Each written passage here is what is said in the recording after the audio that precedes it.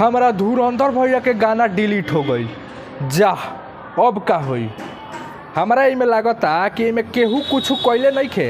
हमार धुरंधर भैया नु अपन दिमाग लगैले बड़न, ठीक बा।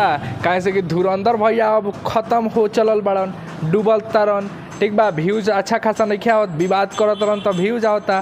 तो धुरंधर भैया चाहत हुई कि गाना हम डिलीट करे के बहाना बनाओ, तनी लाइव जाएम, पूरा लोग के सिंपैथी पाएम, लोग कही कि बाप रे कितना कितना हऊ एथी स्टार बाड़न कि उनकर गाना डिलीट करवा देलन।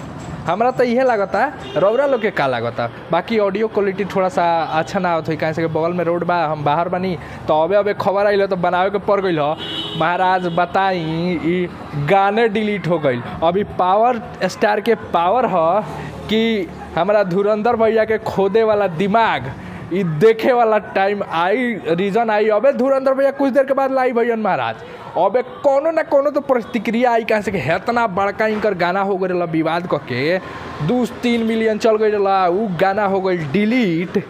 तो धुरंधर भैया चुप थोड़ी बैठियन। अबे धुरंधर भैया अहन, अगर धुरंधर भैया खुद से प्राइवेट वगैरह करवैला हुई नु आ खुद से तनिया सा हई लगा के करत हुई तो पक्का धुरंधर भैया आज एकदम लाइव में पूरा मचैहन कि हम नु एगो खास समाज के वही, वही से लोग टारगेट करता ना। भैया ऐसा कोनो बात नहीं है, ठीक बा। बाकी रौरा लोग के पक्का कहे बा धुरंधर भैया के गाना जौन बा उ गायब। यही पर रौरा लोग के का कहे भाई धुरंधर भैया खेला हो कि पावर स्टार के पावर हो, कमेंट करके जरूर बताइए। वीडियो पसंद आई तो लाइक करके बेल आइकन के दबा लें। चलिए मिल जाइए अगला वीडियो।